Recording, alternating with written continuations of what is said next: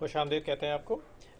इस लेसन में हम ये करेंगे कि हम आपको ये ग्राफिंग एक सॉफ्टवेयर है जिसको हम इस्तेमाल करके आपको मुख्तलिफ जो ट्रिग्नोमेट्रिक फंक्शंस हैं उनको ड्रॉ करें, उनके ग्राफ्स ड्रॉ करेंगे। ये जो सॉफ्टवेयर है ये gcalc.net gcalc.net के ऊपर मौजूद है। सॉफ्टवेयर यूज़ कर रहे हैं इसलिए ज़रूरी है कि उनका नाम हम आपको बताएं कि हम किन का सॉफ्टवेयर यूज़ कर रहे हैं। आप भी जाके उनकी वेबसाइट के ऊपर इसको इस्तेमाल कर सकते हैं। तो चलें, साइन एक्स जो है वो हम ड्रॉ करते हैं। साइन एक्स हमने लिखा और इस सॉफ्टवेयर ने उसको ड्रॉ कर दिया। अब ये जो साइन एक ऑसिलेटिंग जो ये कर्व है, यानी ये जो एक ऐसा कर्व के जो ऊपर नीचे जिसकी हरकत है, उसको ज़रा करीब से जो है इसका जो है हम ज़रा मुआयना करते हैं। तो अब आप ये देखें कि ये जो 0.00 के ऊपर जो है, यानी अगर हम देखें तो अगर x की वैल्यू जो है, x थीटा की वैल्यूज़ हैं ये सारी, यानी हम जो है x एक्सिस के ऊपर थीटा की वैल्यूज़ जो है वो हम प्लॉट कर रहे हैं और y के ऊपर हम साइन ऑफ थीटा या फंक्शन जो है उसको ड्रॉ कर रहे हैं। तो जब हमारा जो है वो x जो है वो 0 रेडियंस है तो साइन 0 जो है वो भी 0 है। अब इस पर अगर हम इस कर्व के ऊपर मूव करना शुरू करें तो हम क्या कर रहे हैं, हम थीटा की वैल्यूज़ चेंज करते जा रहे हैं और उसकी जगह पर ये जो सॉफ्टवेयर है हमें साइन थीटा की वैल्यूज़ बताता जा रहा है।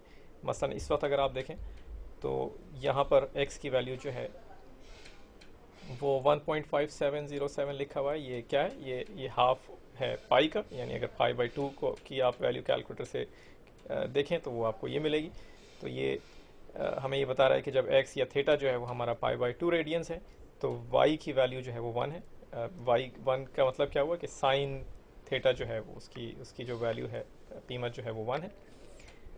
तो इस तरह से हम जो है इस ग्राफ के ऊपर देखते जा रहे हैं कि जैसे जैसे हम थीटा की वैल्यूज़ जो हैं वो मुख्तलिफ उस कर्व के ऊपर डालते जा रहे हैं तो उस कर्व से हमें जो है हमें y की या साइन थीटा की वैल्यूज़ जो हैं वो पता चलते चले जा रहे हैं। ठीक है, तो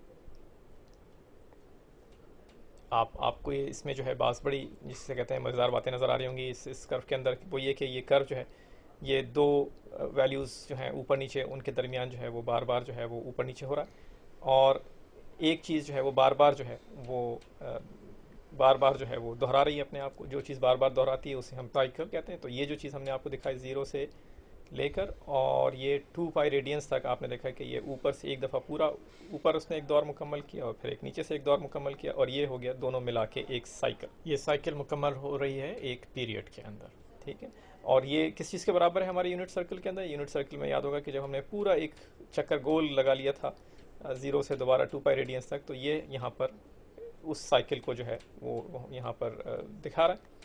अच्छा, ये जो है इसको हमने आपको बताया कि ये ऑसिलेट कर रहा है दो वैल्यूज़ के दरमियान। तो कौन सी दो वैल्यूज़ हैं जिनके दरमियान ये ऊपर नीचे जो है इसकी हरकत हो रही?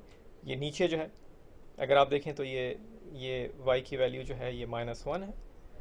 ठीक है, और अगर ऊपर जाएँ तो y की वैल्यू आपको 1 मिलेगी।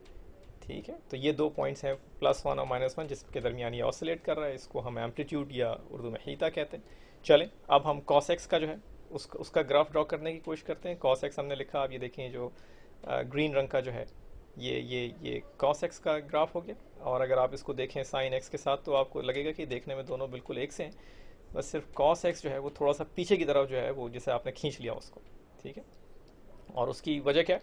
उसकी वजह यह है कि साइन ऑफ 0 जो है वो हमें पता है कि वो 0 के बराबर है, लेकिन कोसाइन ऑफ 0 जो है वो 1 के बराबर होता है। ठीक है ना, अगर आपको याद ना हो तो आप वो यूनिट सर्कल वाला लेसन जो है उसको दोबारा जाके देखें और देखें कि साइन और कोसाइन के दरमियान जो वैल्यूज़ आपस में जो ताल्लुक़ है वो क्या है।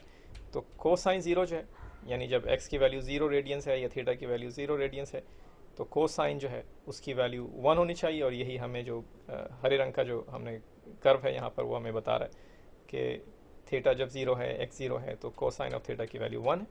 ठीक है, और ये हम आपको दिखा रहे हैं। आप नीचे देखें वैल्यूज़ x और y की नज़र आ रही। ये हमने साइन के जो है कर्व के ऊपर जब रखेंगे अपना पॉइंटर तो ये हमें x और y की वैल्यूज़ बताएगा। साइन के कर्व के ऊपर जब हम कॉस वाले कर्व के ऊपर रखेंगे तो ये हमें x और y वैल्यूज़ बता रहा है कॉस के लिए। और आप ये देखें कि ये जो कॉस का जो ग्राफ है ये भी बिल्कुल इसका भी साइकिल जो पीरियड है इसका वो बिल्कुल वैसा ही है कि जैसा कि साइन वेव का था या साइन के ग्राफ का था। इसका पीरियड जो है वो भी 2 पाई रेडियंस के बराबर है, यानी अपना एक पूरा दौर जो है मुकम्मल कर लेता है 2 पाई के अंदर। अब हम ज़रा थोड़ा सा एक और इसमें tan x को ड्रॉ करके देखते हैं, और ये tan x जो है ये बड़ा अजीब व गरीब किस्म का जो है ग्राफ आपको नज़र आ रहा है। ये क्यों हो रहा है? ये tan x के अंदर ये क्या क्या वजह है कि ये एकदम से इतना ऊपर चला गया और फिर दोबारा से एकदम से नीचे बहुत ज़्यादा नेगेटिव वैल्यू जो है इसकी हो गई, और फिर बार बार ये लाइनें जो हैं हमें नज़र आ रही। ठीक है, तो इसको इसको समझने की कोशिश करते हैं। याद रखें कि ये tan थीटा जो है उसको हमने एक उसकी तारीफ हमने ये भी की थी कि sine theta over cos theta के बराबर है। ठीक है, तो अब हम देखते हैं कि हमारे पास साइन थीटा और कॉस थीटा के ग्राफ्स भी बने हुए हैं, और उनकी वैल्यूज़ लेके हम देखते हैं कि sine theta over cos theta के लिए जो है वो tan थीटा की जो वैल्यू है वो क्या होगी। तो अब देखें, जैसे जैसे कोसाइन थीटा की वैल्यू कम होती चली जा रही है, साइन थीटा की वैल्यू ज़्यादा होती चली जा रही है। जहाँ जहाँ पे कोसाइन थीटा की वैल्यू जो है वो ज़्यादा है, वहाँ पे साइन थीटा की वैल्यू जो है वो कम। तो जब sine theta over cos theta की वैल्यू हम निकालेंगे, ठीक है, तो अगर आप फ़र्ज़ करें कि जिस जगह पे हमारा पॉइंटर है इस पे देखें, तो यहाँ पर साइन थीटा जो है उसकी वैल्यू 0 है, और कोसाइन थीटा जो है, ये कॉस थीटा की वैल्यू जो है वो 0 है, और साइन थीटा की वैल्यू 1 है। 1/0 आपको पता है कि वो एक अनडिफाइंड नंबर है, तो यानी एक इन्फिनिटी की तरफ रीच करता है, इसलिए हम नज़र आ रहा है कि ये ग्राफ एकदम से ऊपर चला गया। ठीक है, और यही चीज़ जो है ये फिर बाद में जाकर रिपीट करेगी पाई पे, फिर 2 पाई के ऊपर। ठीक है, तो इसको आप sine theta over cos theta जो है करके आपको समझ में आ सकता है कि ये जो है tan थीटा का ग्राफ ऐसे क्यों। चले, हमने साइन x का जो है ग्राफ एक दफ़ा बना लिया। अब साइन 2x जो है उसको हम ड्रॉ करके देखते हैं कि अगर हम जो है वो x का कोफिशिएंट जो है, अददी सर जिसको उर्दू में कहते हैं, उसको 2 से अगर हम मतलब उसको 2 बना लें, 2 से मल्टीप्लाई कर दें x को, तो हमारा ग्राफ जो है वो कैसा होगा। तो साइन x का ग्राफ ये हो गया। साइन ऑफ 2x जो है वो ये देखें, तो क्या चीज़ सबसे पहले हमें नज़र आ रही है यहाँ पर, वो ये कि ये जो हमारा जो ग्रीन रंग का जो है ये साइन ऑफ 2x है, वो ये कि दोनों जो हैं ये भी, यानी दोनों जो पुराना वाला साइन x और साइन 2x दोनों ऑसिलेट कर रहे हैं, दोनों ऊपर नीचे जा रहे हैं।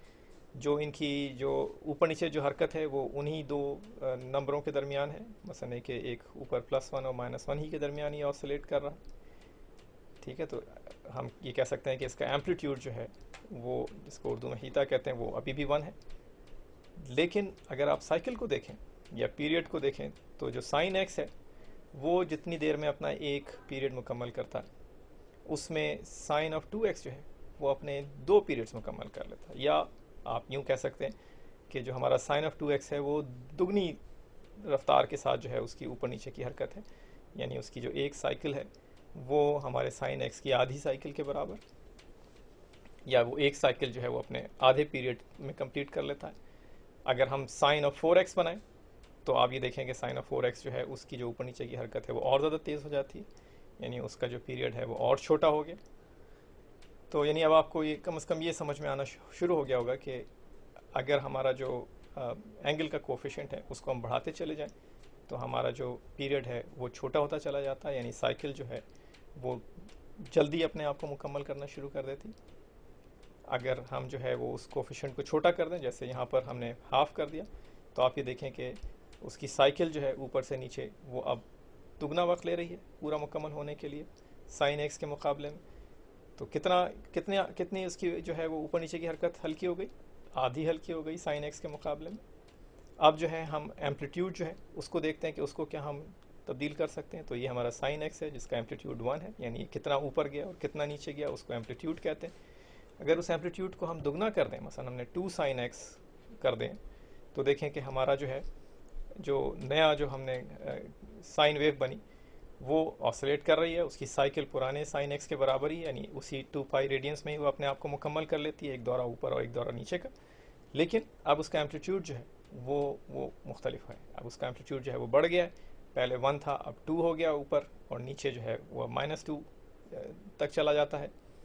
अगर हम इस एम्पलीट्यूड को जो है कम कर, मसलन हमने 0.5 कर दी, तब आप देखें कि 0.5 से इसका एम्पलीट्यूड छोटा हो गया। हमने जो इसकी साइकिल थी उसको भी हमने जो है वो उसका पीरियड जो है वो भी छोटा कर दिया, यानी अब वो एक पूरी साइकिल जो है वो पुराना जो साइन था उसके आधे पीरियड में मुकम्मल हो गई।